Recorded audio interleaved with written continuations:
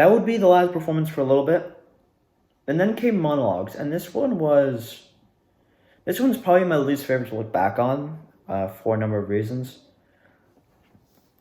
But I got this script, right?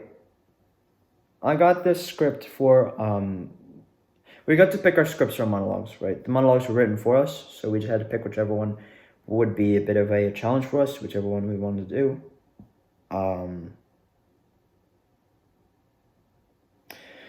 And I picked this script titled Clear-Minded Fellow, which was this dramatic role.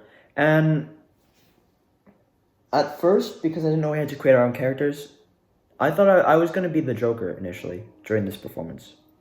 Because the script laid out perfectly. Like, it said it at times to laugh.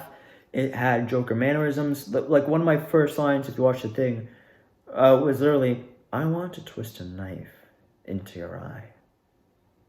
How does that make you feel?" And then I'd give a laugh, right? And it just seemed so Joker. It was so perfect.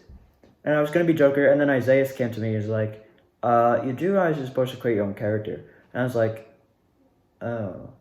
So I couldn't be Joker anymore. But I picked the script, and it was really, really, really, really hard. It was hard to do that script. Not because the script itself was hard or memorizing the lines was a bit wonky. No, it was actually the drama class. Like, the drama class, if this was a game of Among Us, the drama class was the imposters, because they almost killed my performance, like, every single day. Like, it was horrible, because everyone would come up to me and I'd be like, are you doing a script that pushes yourself? And I'd be like, well, the character, he's serious to everyone else, but he's funny to himself, so it's kind of a stretch because he's so complex. But in terms of the general performance, I mean, kind of not. And they'd be like, so you're typecasting yourself. And, like, everyone just kept being like, oh, you're typecasting yourself, you're typecasting yourself, you're typecasting yourself. And I swear, it was like I couldn't get away from people saying that, and it ruined my confidence on so many occasions. Like, it was so hard. Like, I'd be so confident, I'd be like, yes, this is going to be a good performance. I have this nailed down. Set's perfect. Everything's going to be perfect. I'm going to use everything to my advantage. I'm going to be great. This is my moment. This is my crowning achievement. It's going to be me. And people being like, oh, you're typecasting. You played scary characters already. And I was like,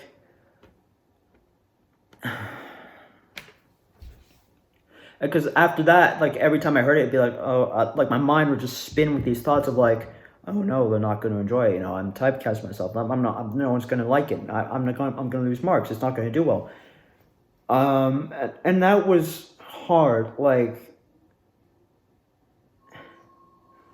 it was absolutely absurd. Like, the lengths that I had to go to. Yeah, it was a struggle. It was. But I pushed through. I gave it a decent performance, in my opinion. So I came up with this character. Like, the minute Isaiah told me, like, the character that I had to create my own, I was like, oh, who should I make it? And then I was thinking of names, because I'm not good at deciding, especially with names. So start with the first name, obviously. And the first name I decided to be like, who can I name him? And then I remember that the teacher, Miss Jeggis, she accidentally called me Connor once, and I became kind of like my new nickname in the drama class was Connor. So I was like, that's it. I'll name myself Connor. Connor's my name now. That's it. That's my monologue character's name. And then I had to pick a last name, and I was trying to think of a last name that sounded well with Connor. And I was like, maybe I'll troll Byron and take his last name. And it did work. It worked. Connor Rubin sounds like not like a reasonable name that someone would be named in our society.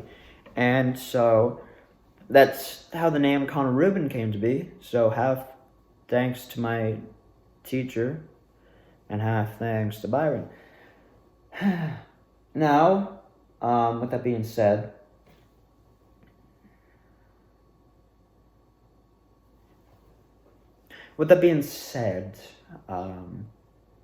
in terms of costume, right?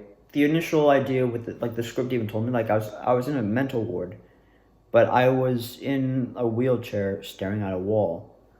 But I didn't want to do that. I wanted to be able to move around, to have a bit more comfort, a bit more space. So I kept the straitjacket. Actually, I took the straitjacket to a new level. But I was no longer in a wheelchair. I was just in a chair talking to the people, and I don't think people really caught on. But I was trying to make it appear as though the audience was the doctors that were interviewing me, that were studying me, to determine if I was fit for society or not. And so I think people misread it, because people, I think, saw the performance that I gave as me trying to trick them, trying to appear more normal than I am. So that way they'll like let me off easy and I'll get out. And I was just like sucking up to them, which was not the case at all when I was performing. The initial idea behind it was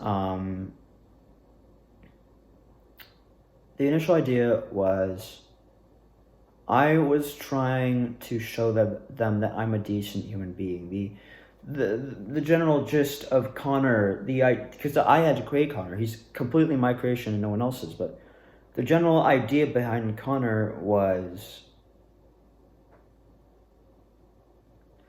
he's never been treated right. He's always been alone. He doesn't know right from wrong. So what he sees as small talk, people see as insane. He's trying to gain a friend. He's trying to gain someone's approval and find someone that will accept him for who he is.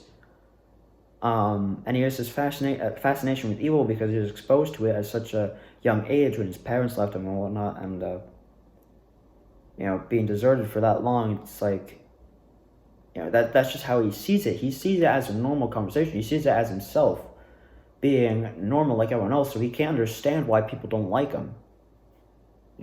Connor's alone. He just wants to be with someone, but he doesn't know why no one will accept him. But to everyone else, he's this like psychopath. He's crazy. And so like the laughs, like I try to play off like he finds himself funny. He does. But he'll stop laughing and then look up and realize no one else is laughing and like try and play it. Because in a way, like I drew inspiration from all three Jokers. Like the whole straitjacket concept was from Jared Leto's Joker in the Suicide Squad.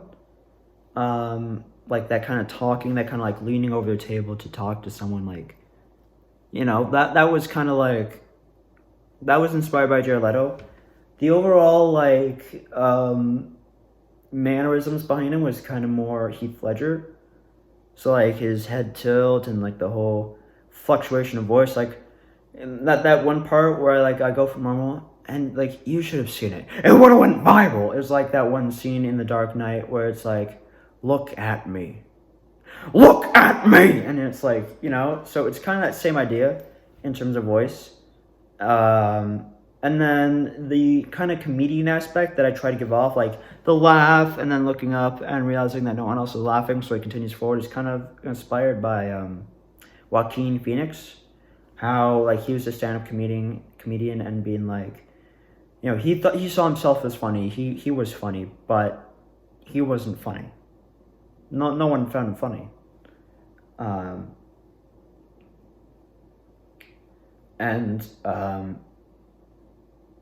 He also has that naiveness, that like don't care mentality. Even when he's like locked up, like he's still playing it all cool and whatnot. That's also derived from Jared Leto. So it was like a mix of all three Jokers combined with a little bit of my own twist on it.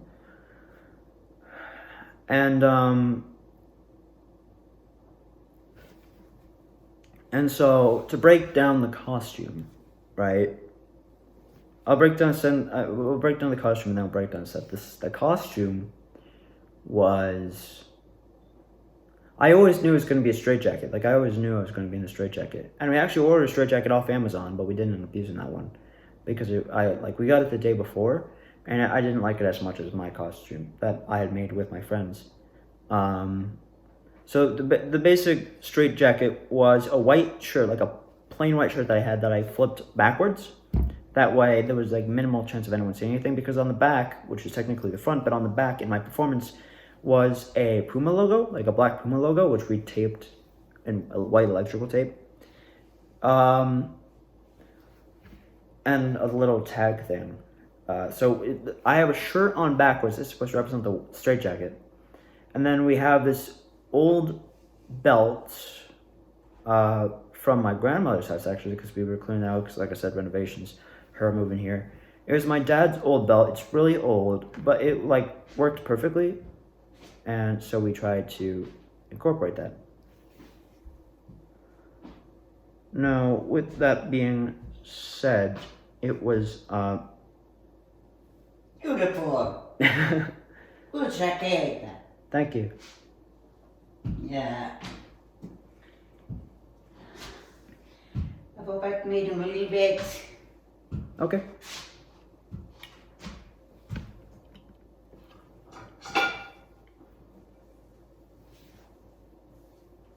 And so, as I was saying, like, it was that general idea that,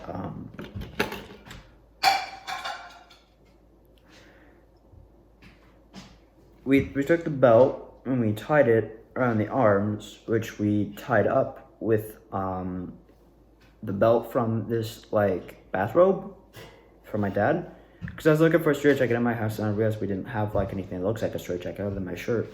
So we took the belt from my father's bathrobe and then we wrapped the arms. They were like twisted like that, and it kept it in place. I mean, in the performance, obviously, as you saw, it fell off, but it kept it in place well enough to look like a straitjacket. And then the belt was kind of like the icing on the cake. It kind of kept everything tight and together, and it felt like a straitjacket. Like, it was really tight too, but I wanted it that way because I like Isaiah's set it up because he was the general, like, he made it. It was his idea, he designed it, it was his thing that he implemented on me. And I made sure he made it tight. And it was really cool. Even if the thing fell off, like, whatever, you know, it worked. Because it helped me to, like, break it out at the end and slam down. I did add my own pizzazz to it a little bit, as I said. Like, the script wasn't all me. It was a mix of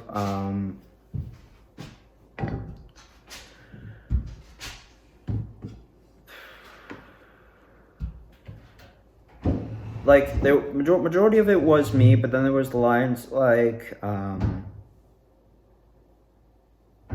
it was like, do you see me that way?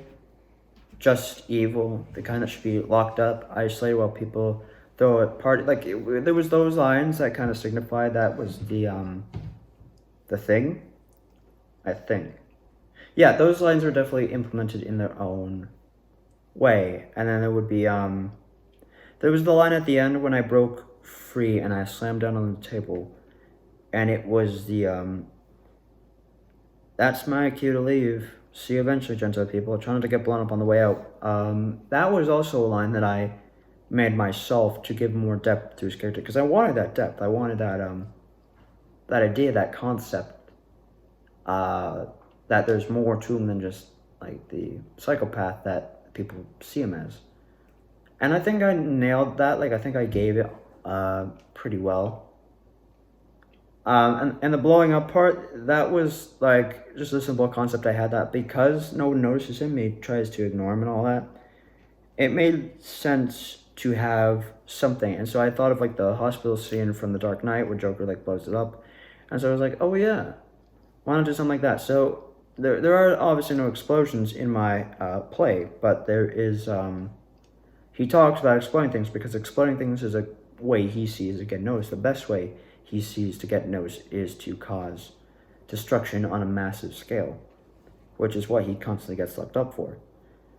And obviously there was the starting piece that gave, like, the name, because originally he is just labeled the clear-minded fellow, but because I want to give him a name, Connor Rubin, I had Isaiah, who I rehearsed beside the entire time, because I tried, like, I wasn't in a good place while I did this. I think I need to mention that. That's part of the reason why I don't like looking back on it. I was not in a good place at all, so I was trying to be alone a lot, but Isaiah was also, like, with me the whole time, because we, like, practiced in the same area. And so Isaiah, like, kind of knew my performance almost as well as I did. So he, like, I asked him, like, oh yeah, can you start off by saying, like, state your name? And he was like, yeah, sure. And so I implemented that too, like, the Connor Rubin, like, That was it. And then I go off with the script says, it's like, what aspect of me do you wish me to share with you today? And I figured you don't understand me. This is what our assistant said. Yada, yada, yada. Anyway, that happened. And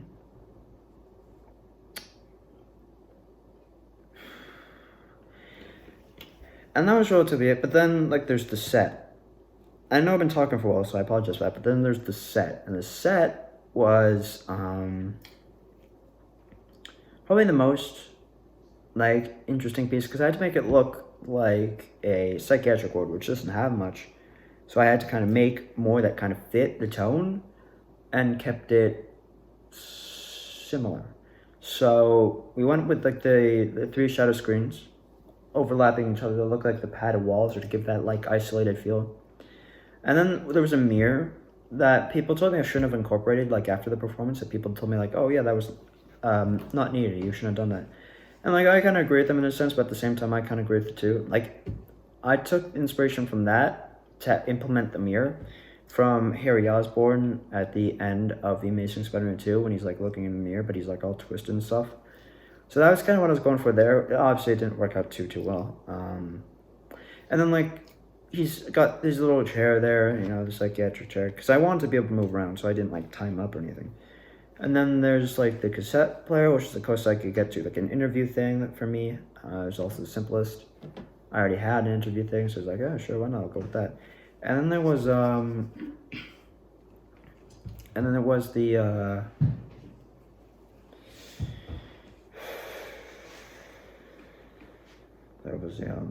table. There was a table that the thing was on. I don't know why I couldn't think of table, but there was. And, oh yeah, as well as part of my costume, you might notice that my pants, they were ripped at the bottom there.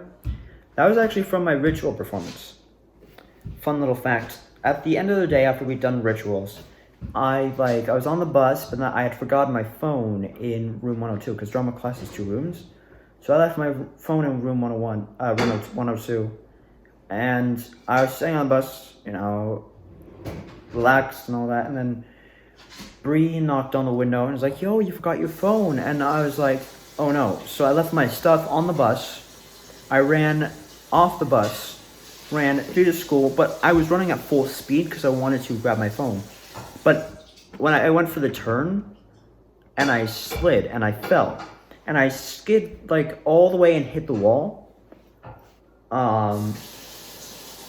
And everyone saw it. Like, that's the thing. Everyone saw that performance, which made it a little bit more bizarre. But hey, I can't really complain, you know. I don't dislike pain. I actually really do like it. But that made a hole in my black jeans, because I was still wearing those. So there was a hole in that. And a couple scrapes here and there on my hands. I went, actually, do I still have them? Not really, they're not there anymore. But there's, like, scrapes and stuff on my hands. There was a hole in my jeans, and I was so frustrated with that fact, because I had these new jeans and whatnot. And so I was walking with Bree and Ethan down to the hall, and it was like, yada, yada, yada, you know, I grabbed my phone, and I came back, the bus was gone, so I took Ethan's bus all the way home, yada, yada. But, like, the hole wasn't that big when I ripped my jeans. I didn't think it could get fixed, so the day before my performance, I made it a bigger hole. And so that's the hole in the jeans from my performance. Also, Ethan, like, I didn't even expect this to happen, but Ethan, the day before the performance, the day of the performance, like, I was rehearsing at lunch. And he's like, hey, if you want, I can give you my shoe to make it look even more disorganized. And I was like, oh, yeah, sure. So one of my shoes is bigger than the others. That's because it's Ethan. So, there's that. And, yeah, I think that explains the entire costume, and I explained the set. And the mannerisms and whatnot, those are kind of a mix between Bree, Ethan, and Isaiah, kind of telling me, like, things I needed to do, and I try to incorporate them the best I can. But it was hard to do that, because I knew that everyone was going to be like, oh, you've typecasted, you know? You're the same old character.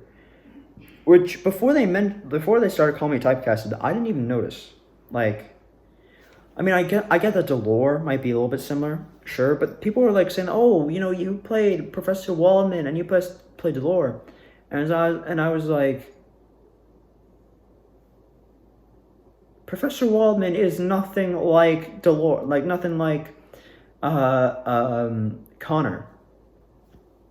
He's an old professor that gets strangled by. So what if I'm in a dramatic radio play? That doesn't make my character dramatic. I was an old professor that died. Connor's a psychopath trying to gain attention. Like, I can see the similarities between Dolores and Connor, but I can't see anything between him and Professor Waldman. And so it kind of frustrated me in a way, too, because I was like, what are you going off of that makes you think that I'm this way? Like, that I'm typecasting myself like that? Like, I didn't pick to be in that group. I was just put in it. I didn't pick that kind of dark ritual. That was Caitlin's idea. This was my first time to be my character, to break out of my own show, to do my independent thing, and to be me. So why are you grouping me in with all these things when I had no choice? This was my first choice, and I want to be me, and I did me, and I showed off my talents well without anyone restricting me. And I can see kind of Dolores being a similar thing. Like, I can see that, but I wouldn't say I'm typecasted because I played Professor Waldman. Professor Waldman is nothing like the two, and I don't get that. That's one of my grievances with the drama class. It's like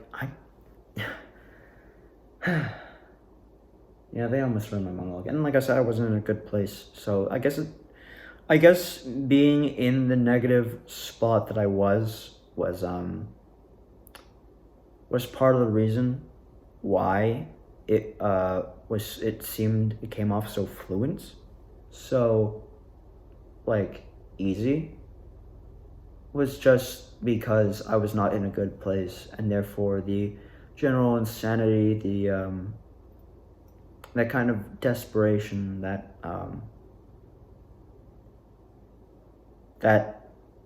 loneliness that was felt was kind of natural.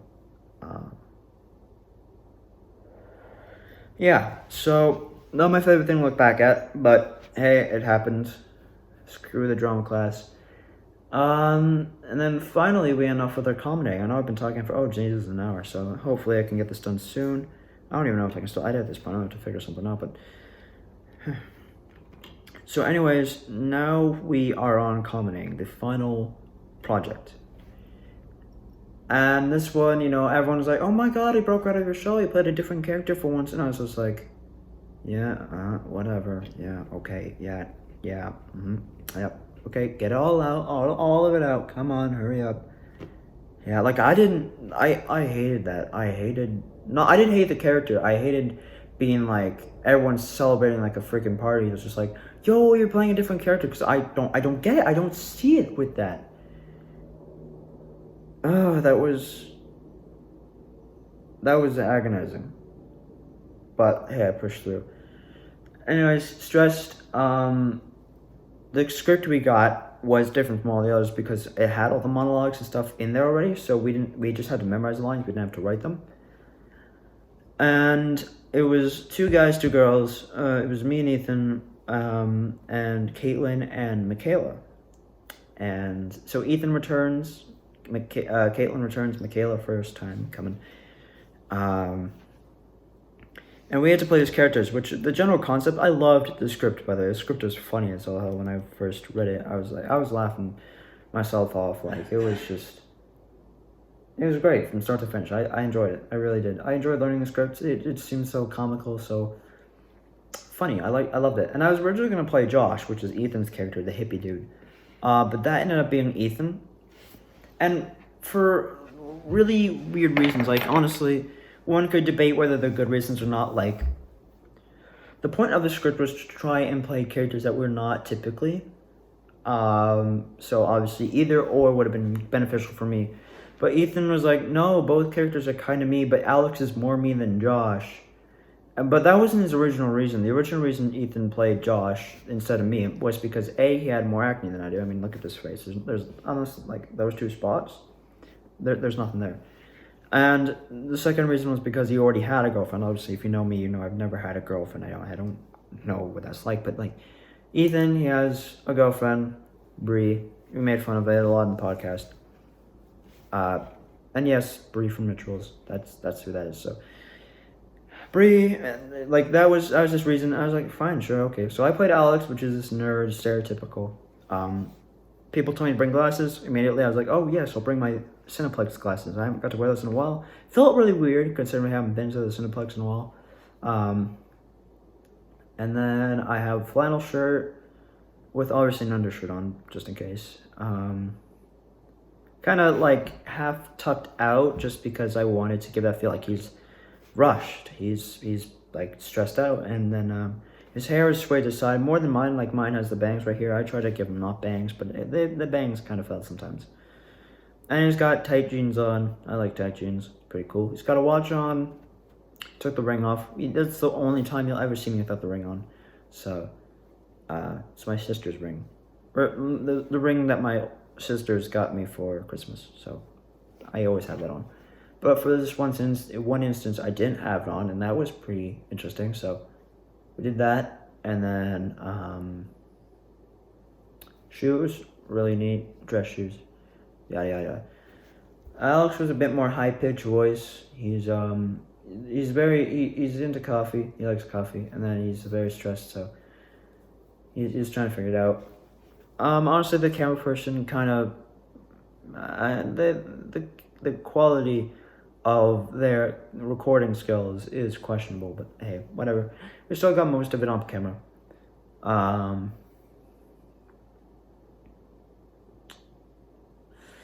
So yeah, I memorized, like, for 2 weeks straight, I just practiced my lines over and over.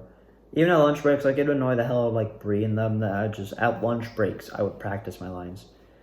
Because I was just that dedicated. I needed to be that good at it. I'm very dedicated when it comes to scripts. Like, I will learn them the best I can.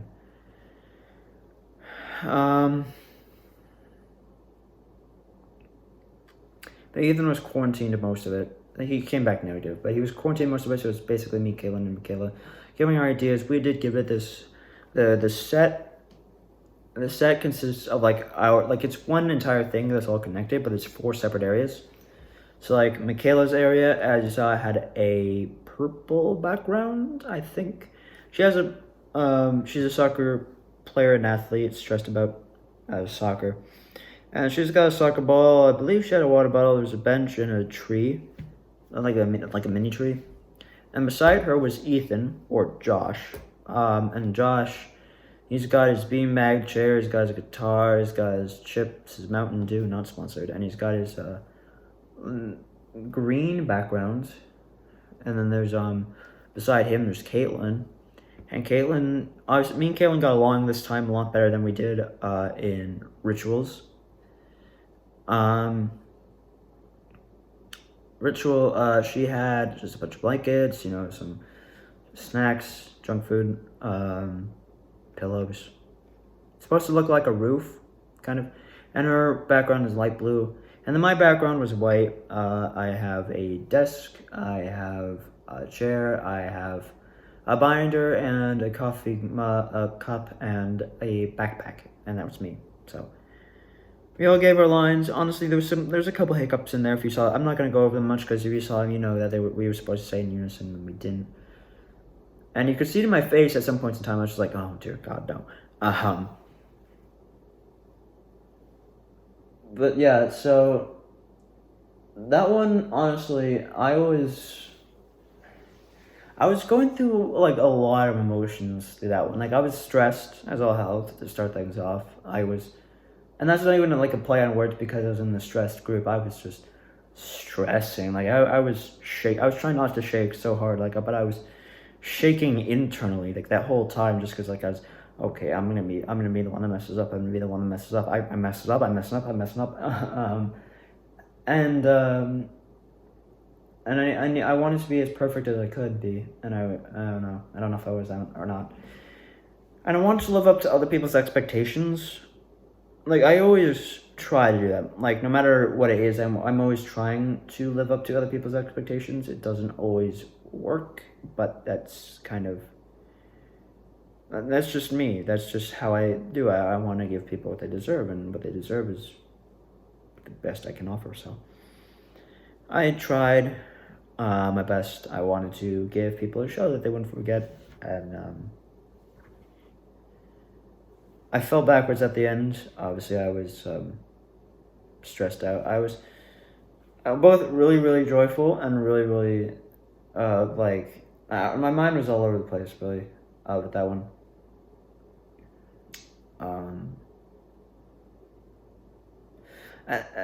And the thing about that was that, yeah, like I already knew that people were gonna cheer, like, "Oh my God, you're no longer typecast." I was like, whatever, but like,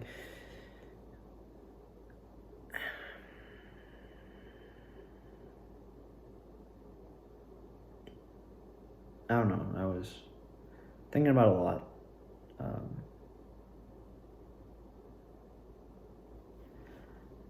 And it wasn't all bad, really. It was a good thing. It was good. It was good. It worked. I don't really know what else to say about that one. I don't really have like a method for getting into character with Alex. I mean, with Connor, it was like, it's like, I mean, I needed something with Connor. The way that people were like harassing my confidence was like, but with Connor, I needed something, and Connor, I did have something. It was like that mentality, like being in a straitjacket, locked up, less isolated. Obviously, that like the influence from the what I was going through at that time. Obviously, that helped with that a lot. The lore, it was the intensity, the idea that I had to carry it on my back. It was being the god of grief. That was like, the intensity. And Professor Waldman was obviously like the trigger line that I had to get into character, which I forgot to mention. And my group, I don't know if they like actually caught me doing this or not, but I remembered like under my voice, I'd always be like, Henry, because like that's the first line of Joey Drew when Henry at that end scene in Bendy and the Ink Machine. And so I was sitting there and I was just saying that because I knew that would get my brain thinking like, okay, that's how you speak like Joey Drew. And then I just implement the Bane after because the Bane I could do on the flick of a switch. And so that did. But I didn't really have anything for Alex. So Alex is relatively like normal in terms of voice. Like he's kind of just me, but like a little bit lighter is really all I really had. And yeah, so this is my Alex voice. I'm stressed, and it just makes for him. I mean, it all kind of like that. So I don't know. But anyways, I think I've covered it all. If I didn't, I got kind of rambunctious. I wouldn't say rambunctious. It got kind of disorganized towards the end just because of all the interruptions and whatnot. And I kind of got caught in my own mind again, but like I got kind of disruptive towards the end. But I don't know. I think I think I did well, and I'm sorry the video's so long. If you're even still here, if you're even still listening somehow, some way, some why, yeah. So yeah, no, I think I covered everything that's necessary, anyways, everything that I'm meant to cover. So yeah. So anyways, thank you everyone so much for watching. This has been me and my thing, and I have been learning. And I don't know, this made me feel professional in a way. I think I'm done for videos for today, which is unfortunate because I want to get more videos done. If I knew this one would take so long, I probably would have saved it to like a different day, but I didn't, so that's unfortunate. But yeah, so I don't know. Life will go on as life.